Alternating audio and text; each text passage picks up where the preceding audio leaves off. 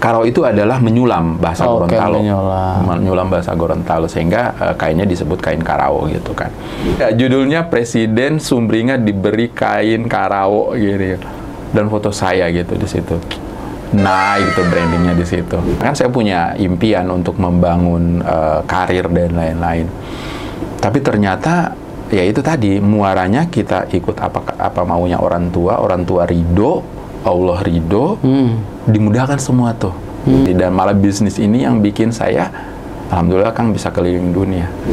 Padahal proses pembuatannya itu Kang, kain karao itu paling rumit nomor 1 di Indonesia. Pada saat itu saya punya keinginan, saya pengen ngetes pasar.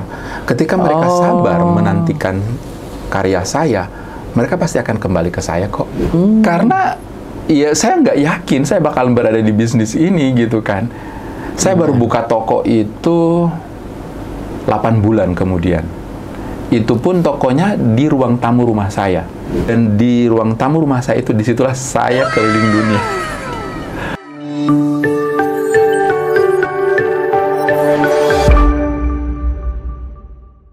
Mas Agus Lainta, selamat datang. Jauh-jauh terbang dari Gorontalo ke sini. Gak apa-apa, demi podcastnya Kang Ridwan. Makasih. Dan demi juga kita bisa punya network baru. Iya, network baru ya. Nah, Sobat Kang Ridwan, Mas Agus ini, beliau tuh founder dari Rumah Karao. Jadi kalau Sobat Kang Ridwan main ke Gorontalo, mampirlah ke sana kan. Di sana mereka, bukan mereka, Mas Agus ya. Mas Agus punya Rumah Karao, itu batik ya kan, macam-macam ya, kain sulam ya. Dan Mas Agus ini juga kreatif director dari fashion ya gitu. Jadi nanti kita akan banyak gali-gali cerita, karena Mas Agus pernah fashion show di Amerika juga ya, New York Fashion Week ya. Wah, itu menarik nih bagaimana perjalanannya. Oke deh, Mas Agus cerita dong, kesibukannya sekarang ngapain aja sih? Oke, kalau sekarang saya tuh bisa dikatakan sebagian besar di Rumah Karao. Jadi di bisnis saya, kalau dulu tuh Rumah Karao tuh menjadi part dari aktivitas saya, karena saya punya pekerjaan sebagai ASN pada saat itu. ASN? Iya, ASN gitu ya, dosen kebetulan. Sehingga saya harus berbagi dengan bisnis saya di Rumah Karao, kemudian aktivitas side job saya juga, misalnya kayak nge-MC atau jadi trainer atau jadi speaker gitu. Sehingga itu kayak terbagi gitu kan. Sekarang setelah saya memutuskan untuk pensiun atau resign dari ASN, saya bisa katakan bahwa sekitar 80% itu saya benar-benar fokus untuk bisnis saya di Rumah Karao, dan kegiatan lainnya ya kegiatan side job saya dan juga hobi-hobi saya. Itu aja sih. Oh gitu ya. Jadi tadinya banyak hal dipegang, sekarang udah mulai lepas ya kan. Jadi sekarang lebih banyak fokus di Rumah Karao tadi. Betul. Oh, bahkan fashion juga pernah ya? Sampai terbang ke Amerika. Itu gimana tuh ceritanya tuh? Jadi sebenarnya itu adalah satu tuntutan dari ketika saya sudah melakukan bisnis saya di tahun ketiga waktu itu. Di tahun ketiga saya udah ibaratnya di lokal Gorontalo udah gitu kan, udah mulai berkembang gitu kan. Kemudian saya juga ke Jakarta gitu kan, ikut beberapa pameran atau fashion di Jakarta. Sehingga kayak udah habis ini lo kemana gitu kan. Ya pasti kita harus kiblat kita harus ke luar negeri gitu loh, mau kemana saja gitu, yang penting kita keluar dari Indonesia.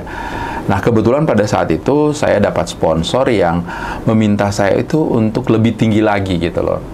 Nah dan pada saat itu memang saya mendapatkan lagi-lagi network gitu, seorang produser fashion yang menangani di New York gitu, menawarkan kepada saya, dan akhirnya ketika saya konsultasi dengan sponsor, mereka menyanggupi untuk pembiayaan dan lain-lain gitu, dan akhirnya di tahun ketiga itu saya bisa merasakan ikut show di salah satu panggung fashion di New York gitu kan.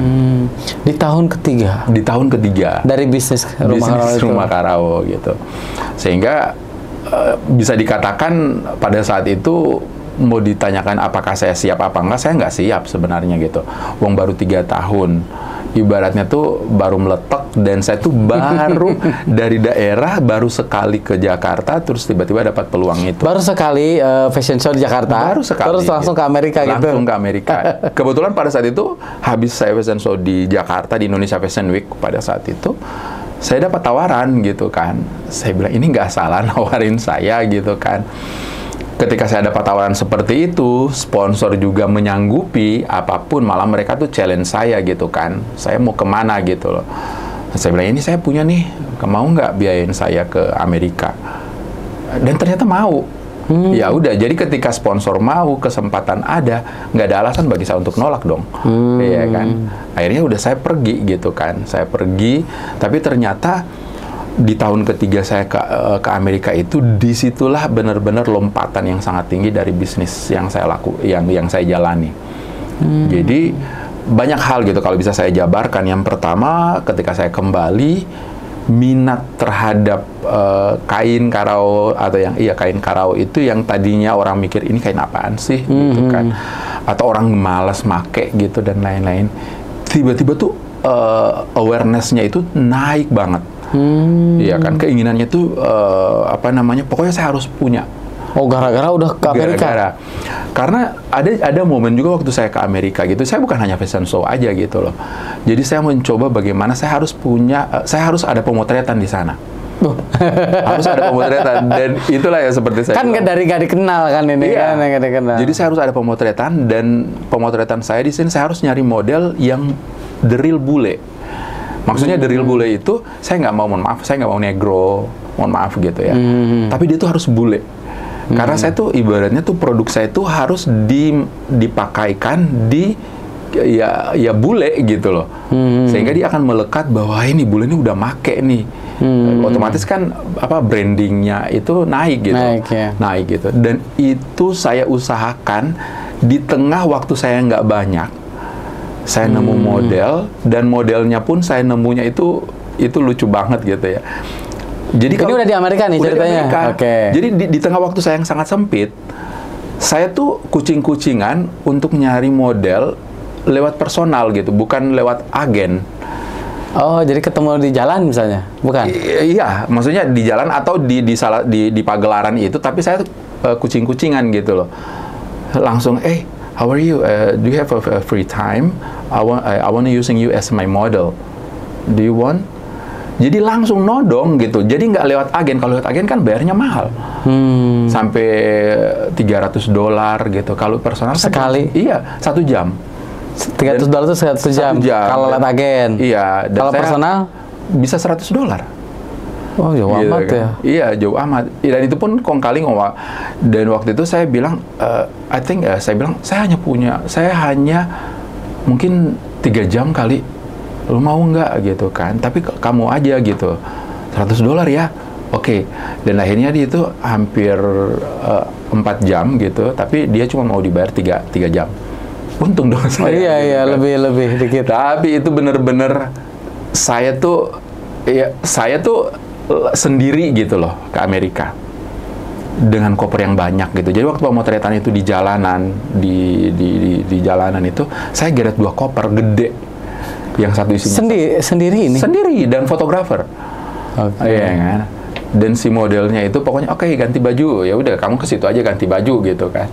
Udah habis itu dan saya benahin. Gitu. Pemotretannya di luar? Di jalan. Jadi pokoknya saya mau nggak di dalam. Saya mau di jalan kota New York. Oh, yang ada ikonik-ikoniknya kan kelihatan. Yang pokoknya ada bendera Amerika, di taman-taman yang ada tulisan misalnya New York Public Library. Nggak perlu ada izin yang kayak gitu ya? Nggak ada, nggak perlu. Kan kita cuman free aja di jalan. Jadi ketika ada traffic light, lampu merah, nggak ada kendaraan, ayo ke tengah jalan gitu kan. Ayo foto-foto gitu. Dia foto di tengah jalan gitu. Begitu ada yang lihat, lari lagi gitu, dan saya sambil bawa-bawa koper gitu kan.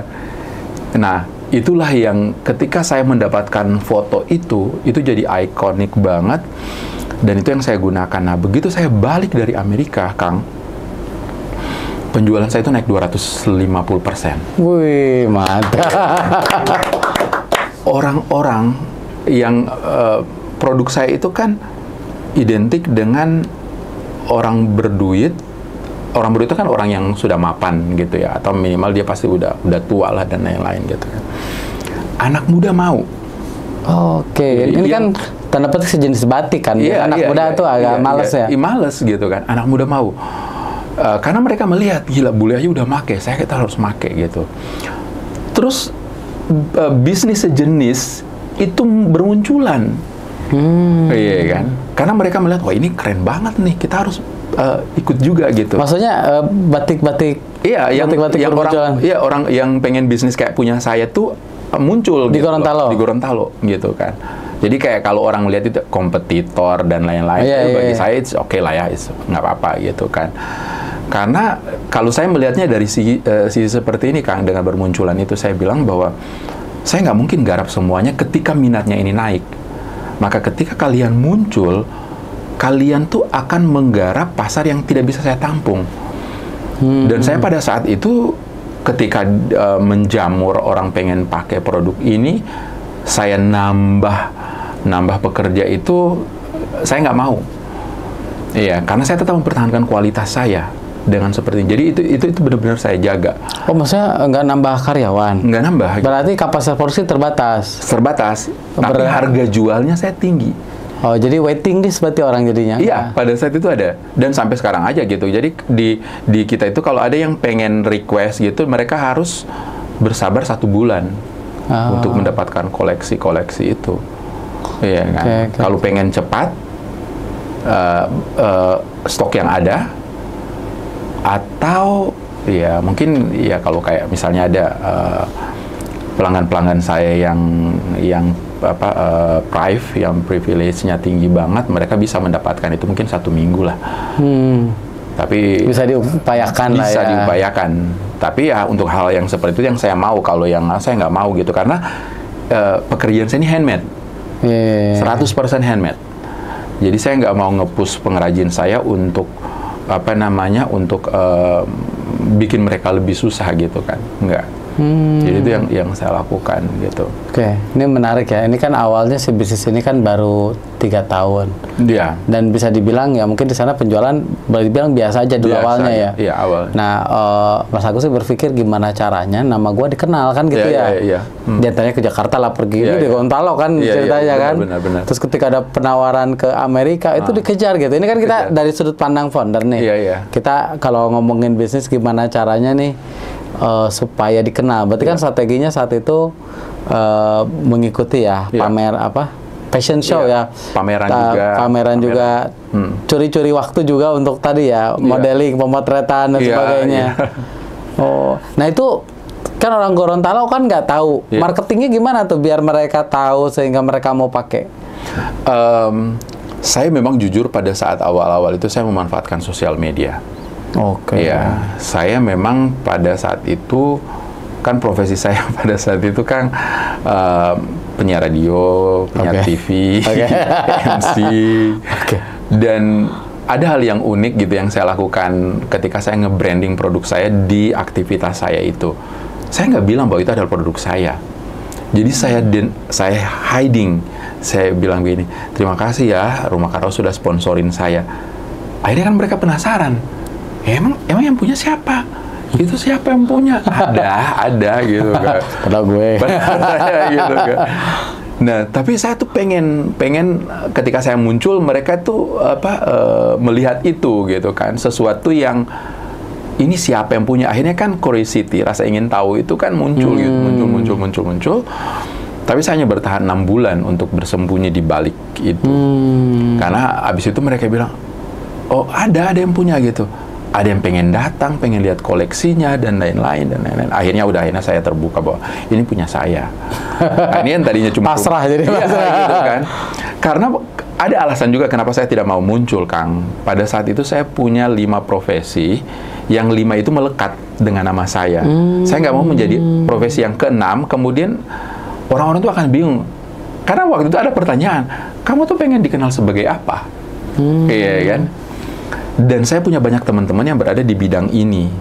Saya nggak mau mereka kayak, aduh ya ampun, kamu tuh nggak puas gitu. Kok kamu mau ambil ini lagi gitu kan? Iya. Segala diambil gitu kan.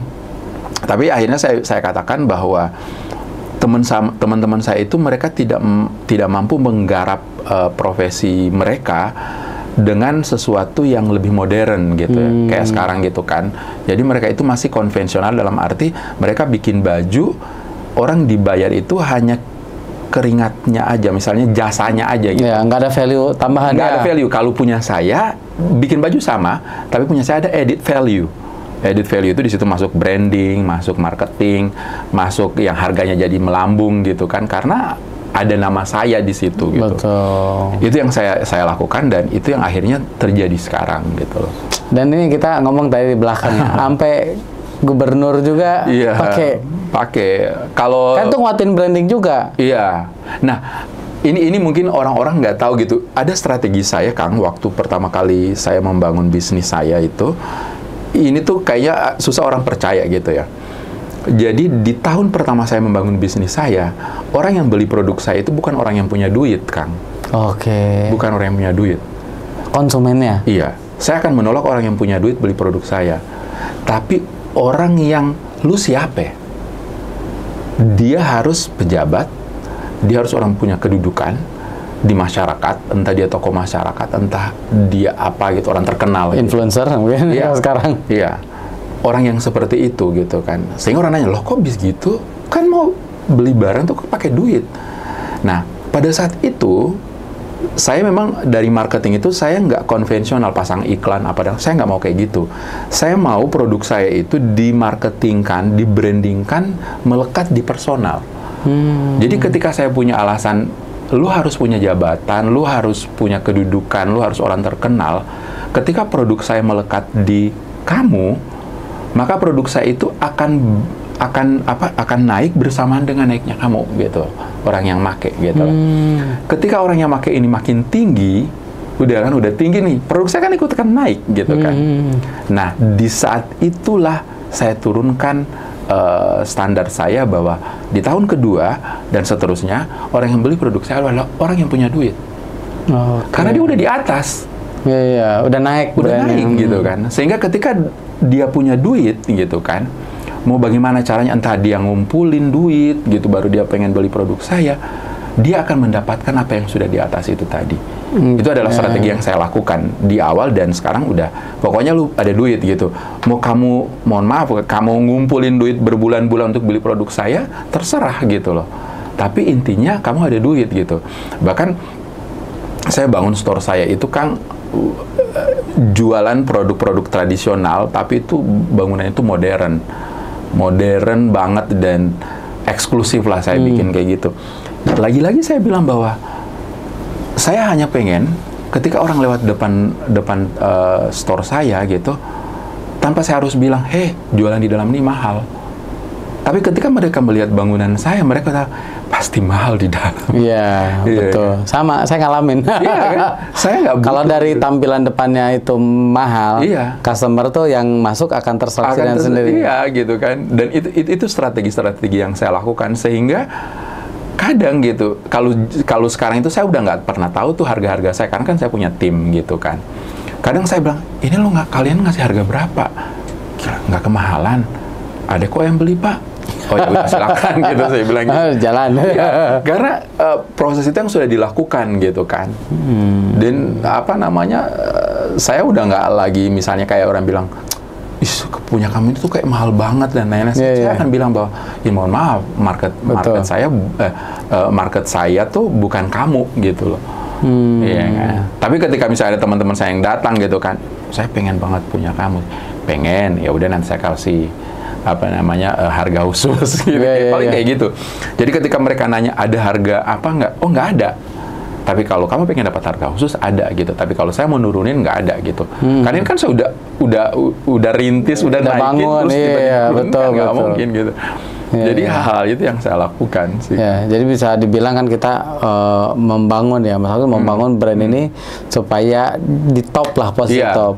Karena kan top of mind ya. Karena kan tadi kita ngomongin ke Amerika ya, bikin fashion show, bahkan model bule, terus juga mungkin pejabat-pejabat ya kan. Itu kan dalam rangka menaikkan brand ya, intinya seperti itu ya. Itu kaitannya dengan kan, maksudnya kreatif director dari fashion ya. Berarti itu prosesnya untuk menekan brand itu menjadi creative director fashion itu? Iya, betul. Oh, apa yang saat itu dilakukan tuh? Kan nggak gampang juga loh di bidang itu. Benar.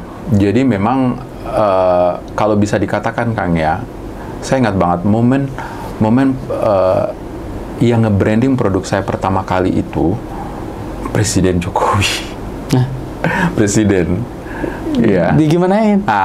Ini ada hal yang unik gitu, dan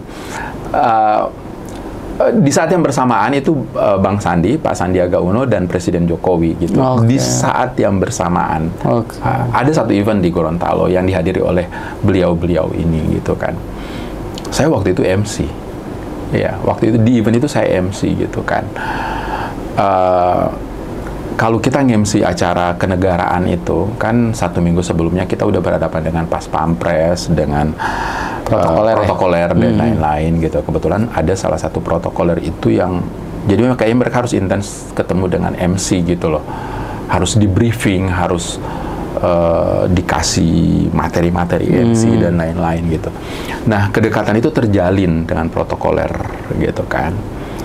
Dan keinginan untuk bisa membranding presiden itu muncul 5 jam sebelum saya bertugas nge-MC gitu kan. Sebelum nge-MC, 5 jam sebelum. Iya. Jadi dari kemarin-kemarin belum kepikiran. Karena waktu itu saya berpikir, aduh ya ampun, saya mau nge-MC terus masih mau ngurus ini gitu kan.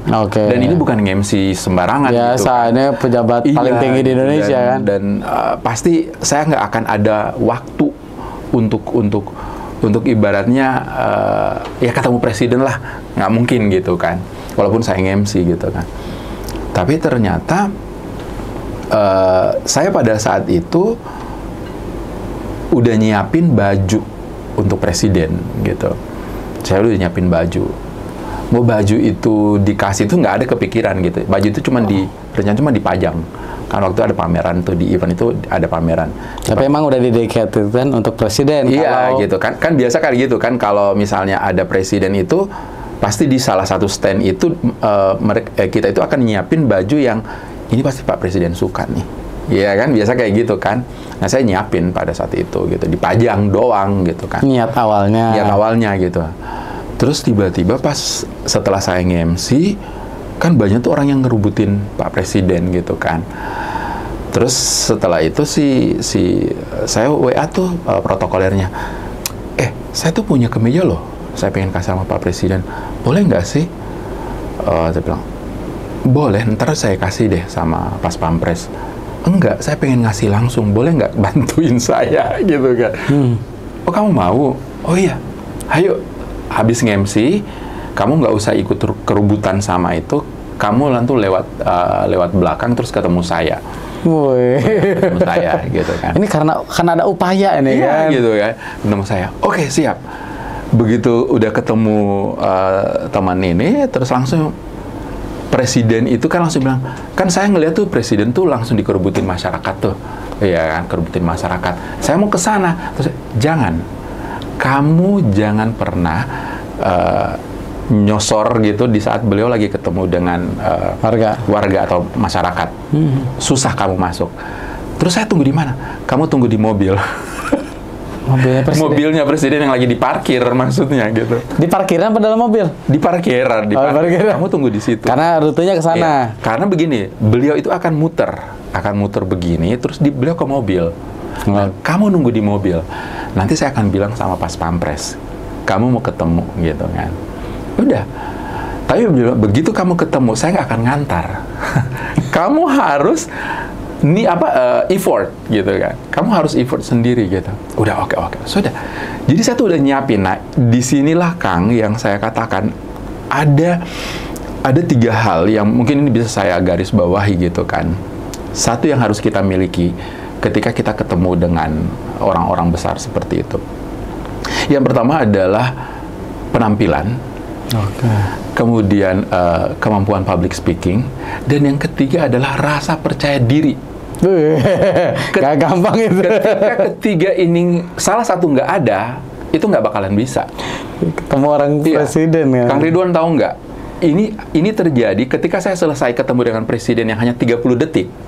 30 detik saya ketemu dengan beliau yang saya punya the best picture yang nggak ada orang gitu loh.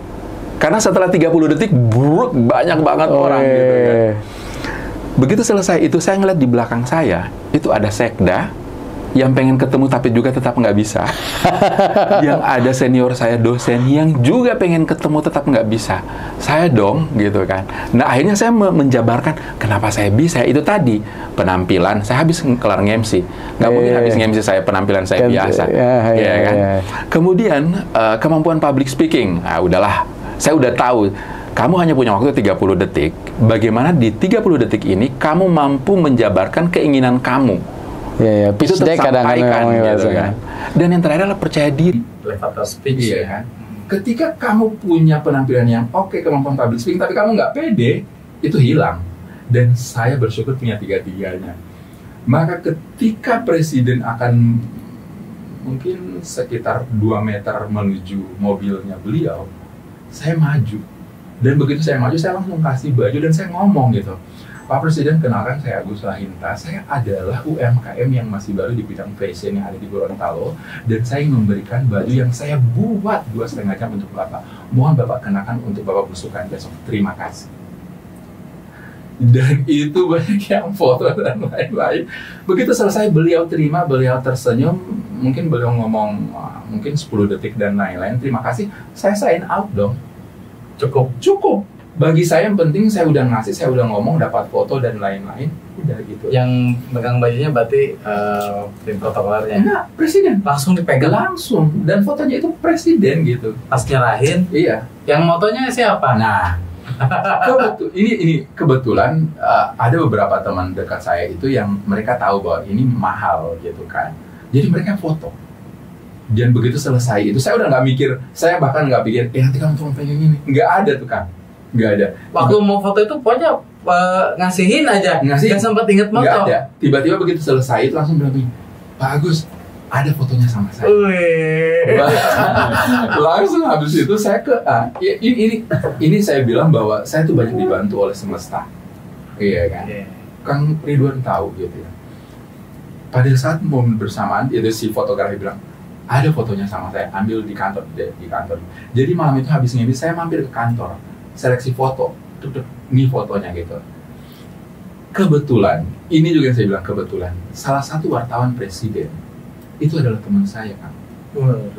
Dan saya kaget gitu, ketika saya lagi nge-MC, tiba-tiba kan biasa habis break nge-MC gitu kan, saya lihat-lihat grup gitu kan.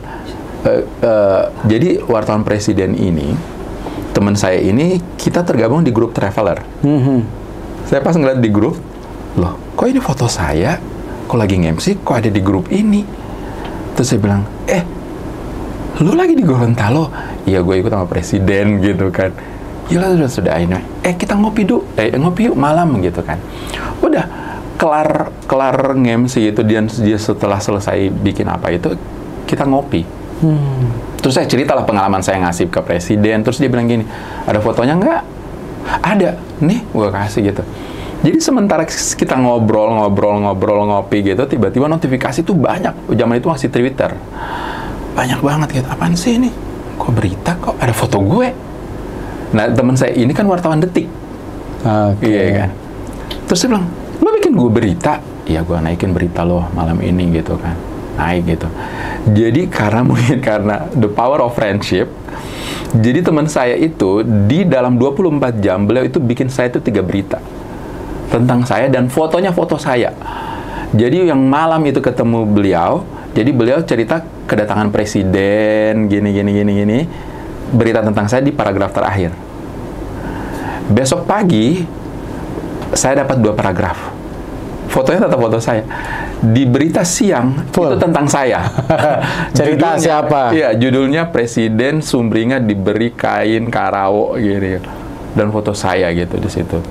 Naik itu brandingnya di situ. Wih, mantap. Terus makanya bilang, lo langsungnya endorse pertama langsung presiden. Nah itu caranya seperti itu, Kang. Caranya seperti itu. Jadi harus ada effortnya di situ. Ada yang 3 hal yang tadi saya katakan tadi, gitu kan. Jadi ada satu hal yang belum ceritain. Apa tuh? nurut sama ibu. Oh iya. Jadi behind the scene. Ya itu sama orang tua ya. Dan itulah yang kayaknya saya katakan. Mungkin ini kita agak apa gitu. Menjadi founder atau punya bisnis rumah karaoke itu nggak ada tuh di timeline kehidupan saya. Awalnya nggak ada sama sekali. Dan ini yang bisa saya katakan sekarang, karir saya itu alhamdulillah bagus, Kang. Sebagai ASN, saya itu pensiun di golongan 4B. Oh, 4B. Dengan jabatan fungsional itu satu peringkat di bawah guru besar. Jadi 4B itu udah termasuk hampir paling tinggi paling ya? Paling tinggi 4E. Oh, berarti udah deket banget dong? Udah deket.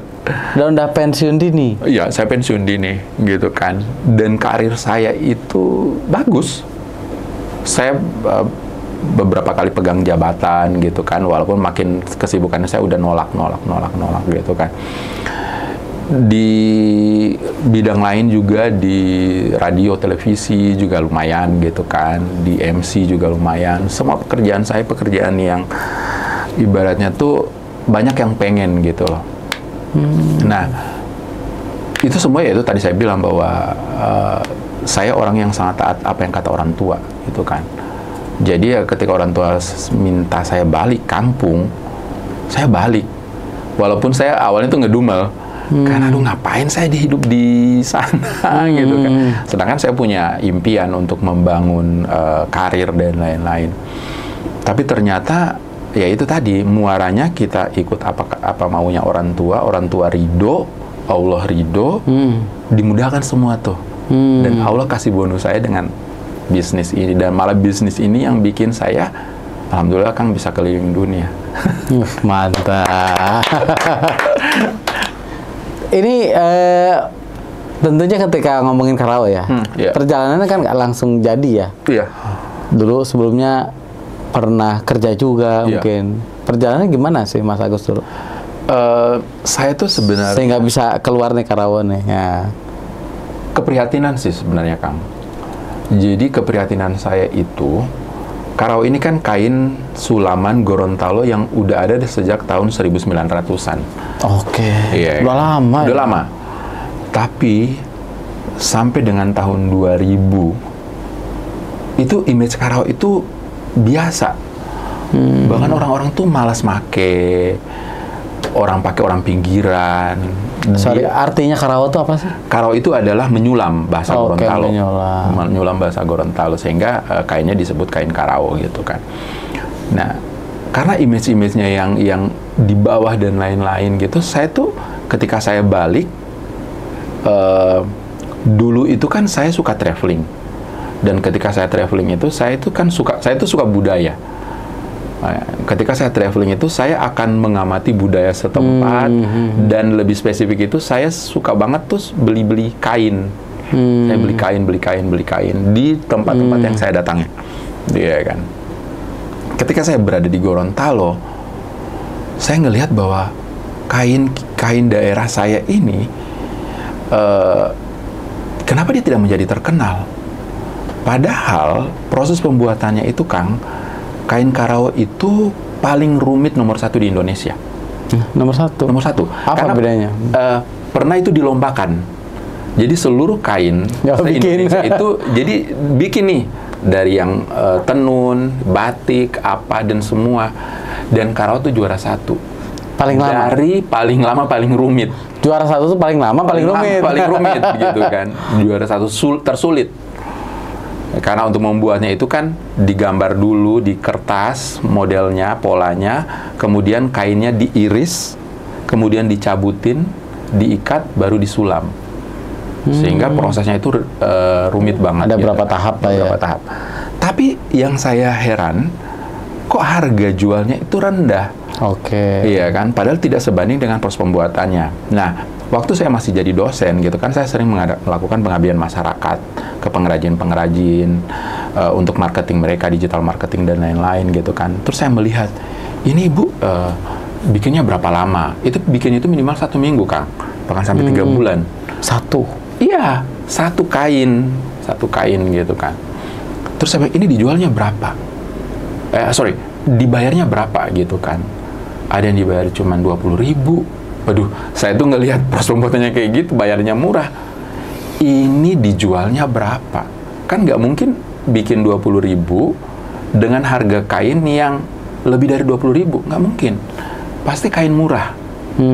Begitu kainnya murah, kualitasnya juga biasa, jualnya paling nggak ada lebih dari 75.000. Gimana dia akan naik tingkat?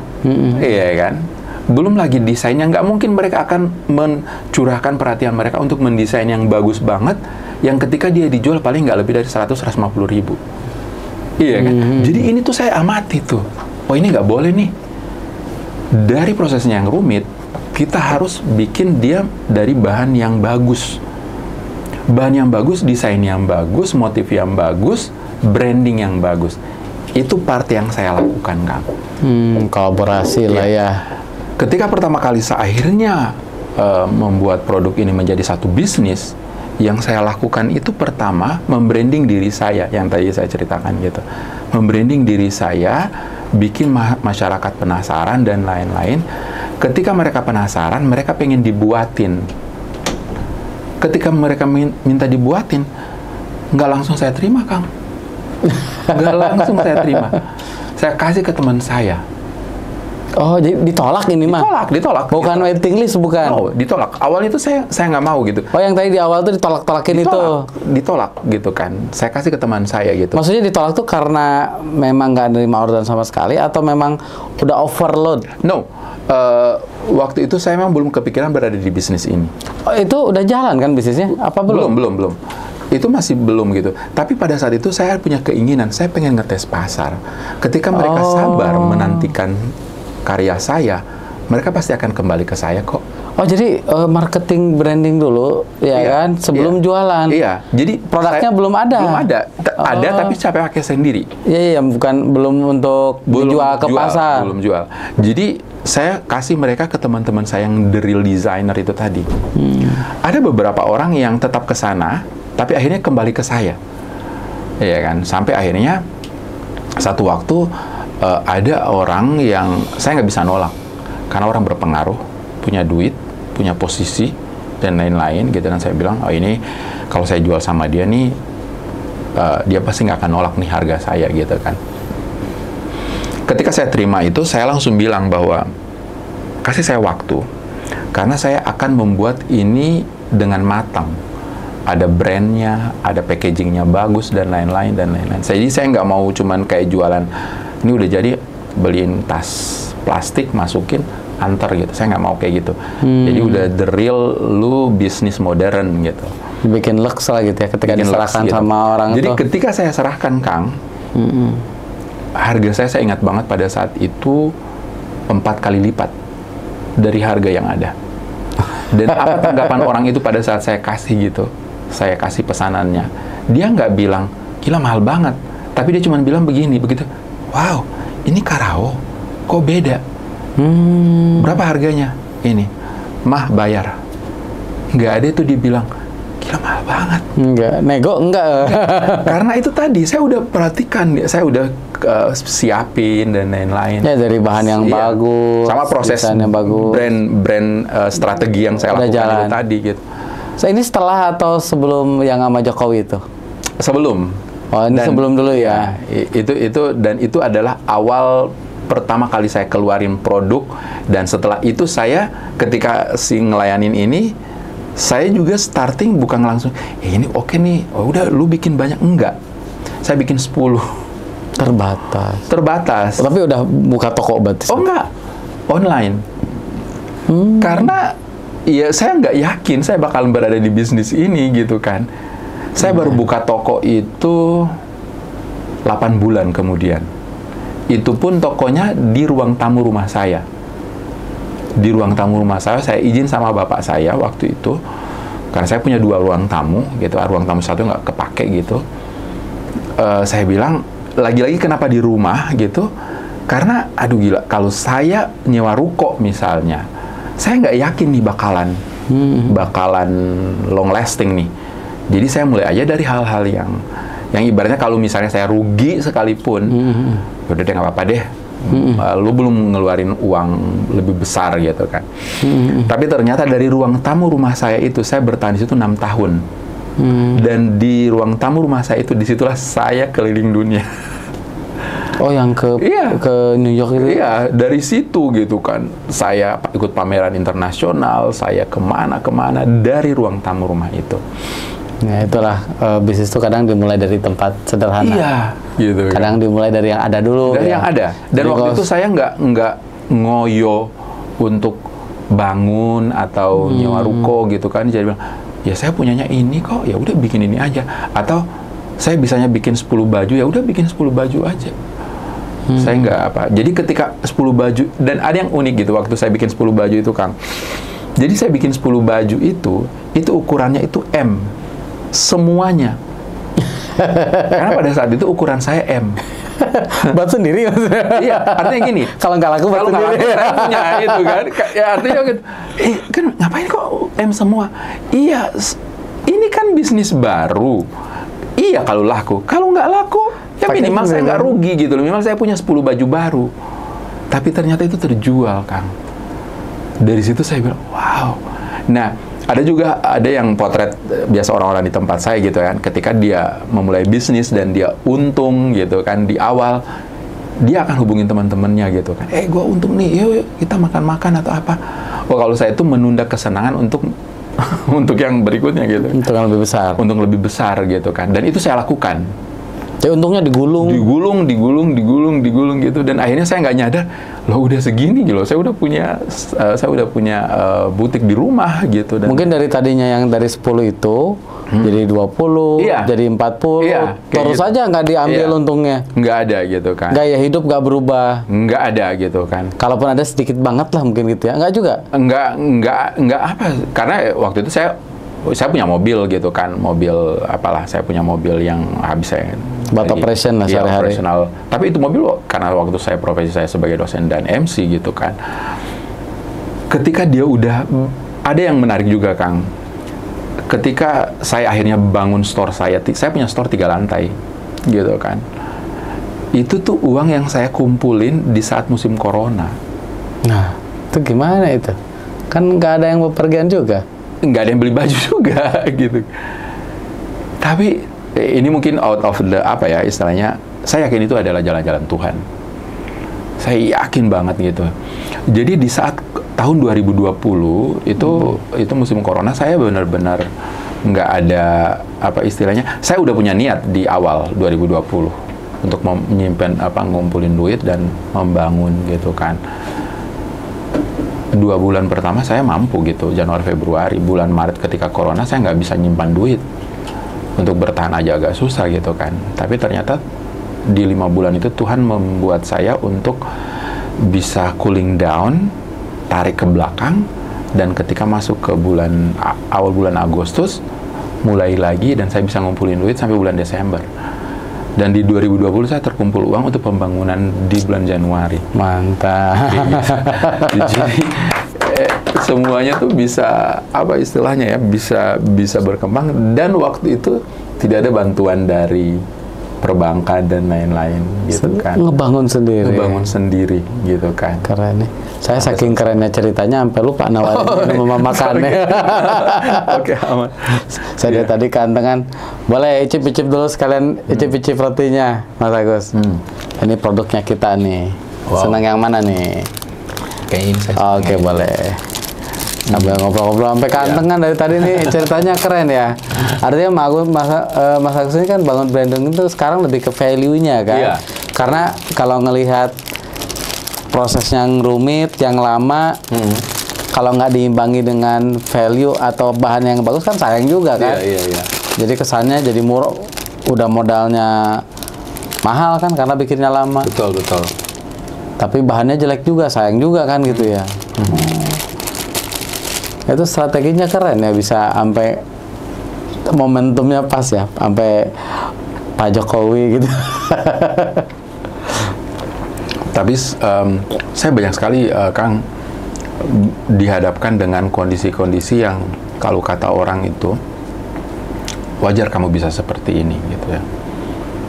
Karena saya tidak pernah ada kata tidak bisa. Itu gimana tuh? Tidak bisa gitu kan. Waktu dengan, itu dengan Pak Jokowi udah tadi ya. Dengan Pak Rahmat Gobel itu, saya itu sering berhadapan dengan tamu-tamu Pak Rahmat Gobel yang VVIP, baik level menteri, tamu-tamu dari Jepang. Saya pernah ketemu dengan ibunya Reno Barak. Saya ditelepon malam-malam gitu. Kamu besok ke Jakarta ketemu dengan ibunya Reno Barak gini-gini. Hah? Reno Barak ke Jakarta? Di saat itu saya ada acara, saya cancel, saya harus pergi. Mau apapun gitu.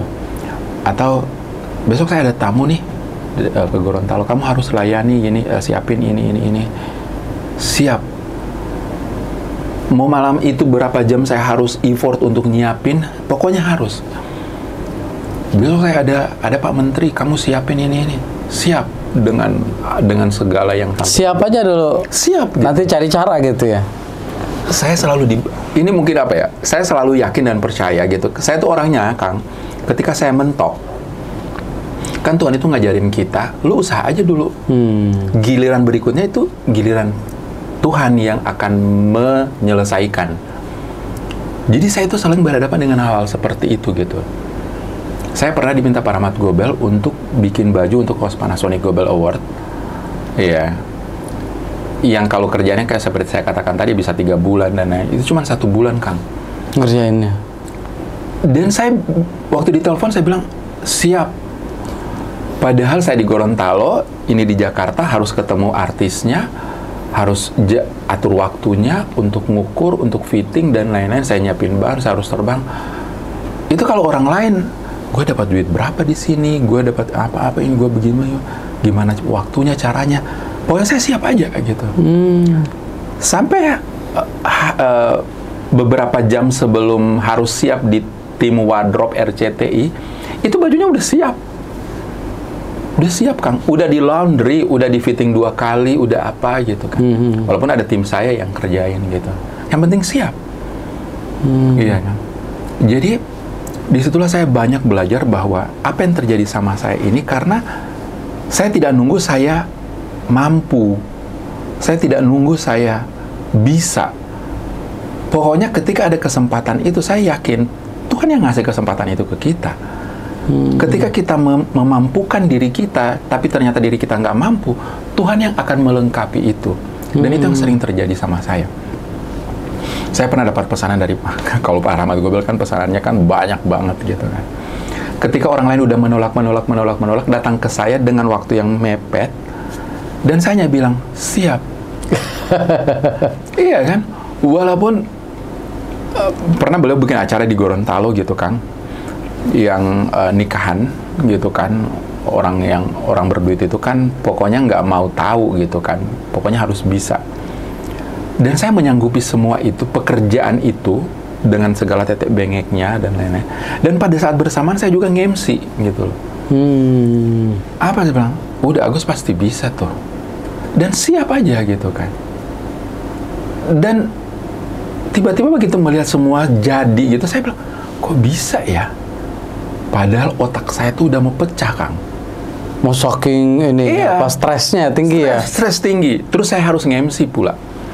Itu juga perlu prepare kan? Terus saya harus nge-MC juga, nggak ada yang tiba-tiba kayak ada tim yang ini kamu harus ini catatan. Saya harus bikin skrip sendiri. Gitu kan. Dan itu sebelum itu saya tuh benar-benar kayak mau pecah kepala saya. Cuman ketika kondisi seperti itu saya selalu bilang bahwa saya kan sering ngobrol sama Tuhan. Saya bilang gini, Tuhan, saya tahu kamu kasih semua ini kepada saya dan saya yakin kamu juga sudah membackup saya gitu loh.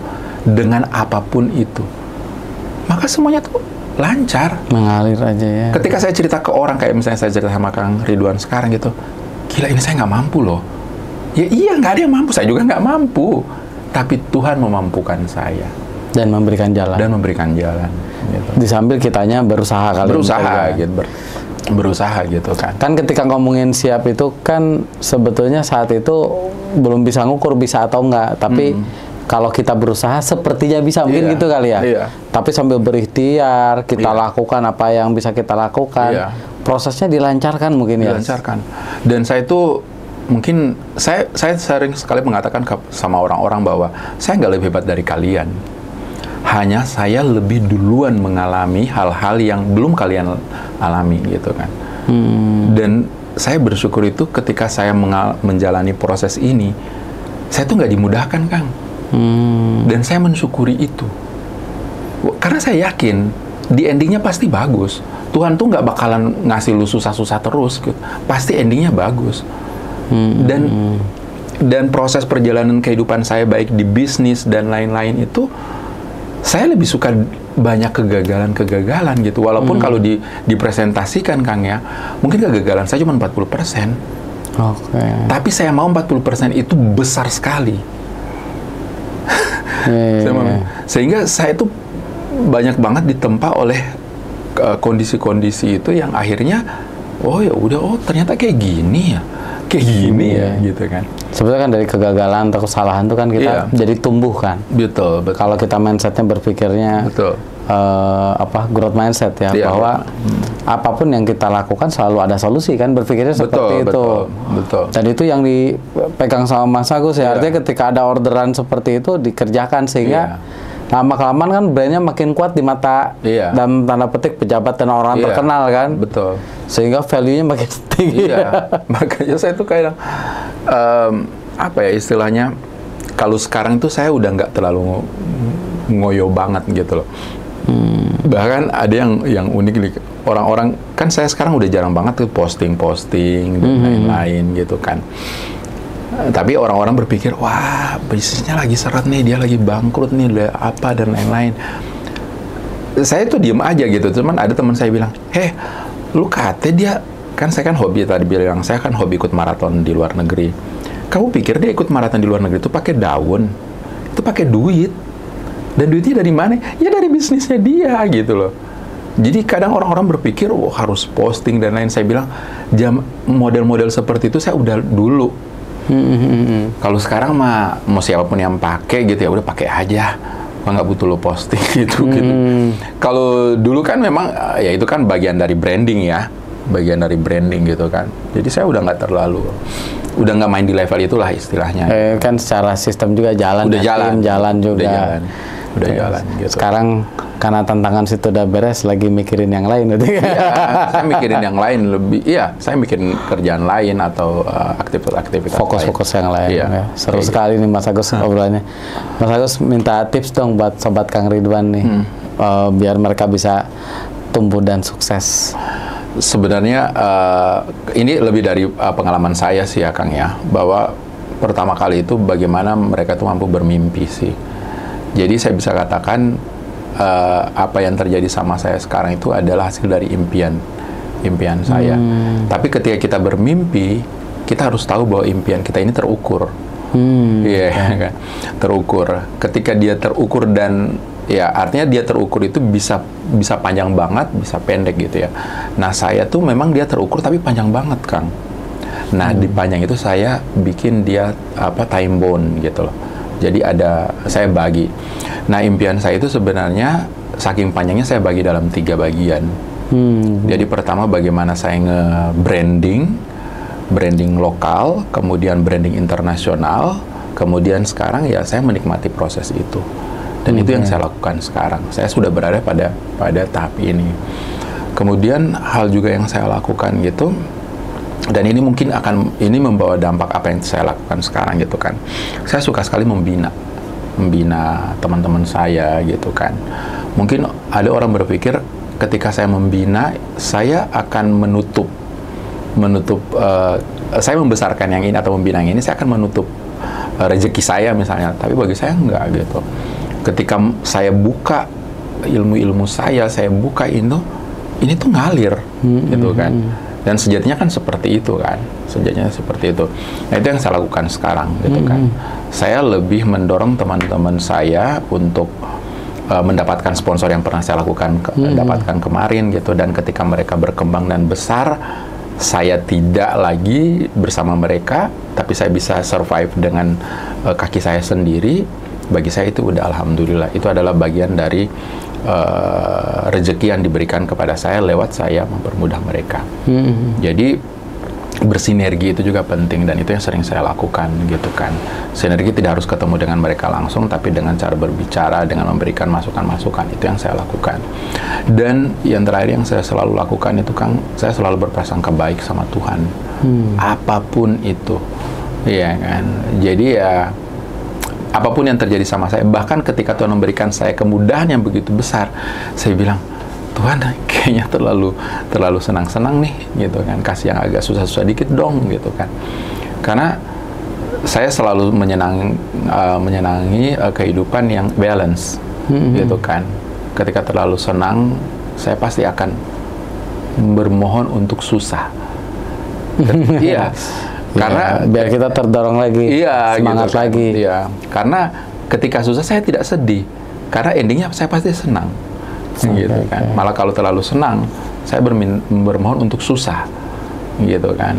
Ya, itu yang saya lakukan. Jadi prasangka baik sama Tuhan itu saya pelihara sampai sekarang, apapun itu. Sip, mantap Mas Agus. Terima kasih banyak udah sharing di tempat kita ya. Senang banget. Iya, sukses selalu ya Mas Agus. Sama-sama, sama-sama Kang. Terima kasih ya. Thank you Kang ya. Ya.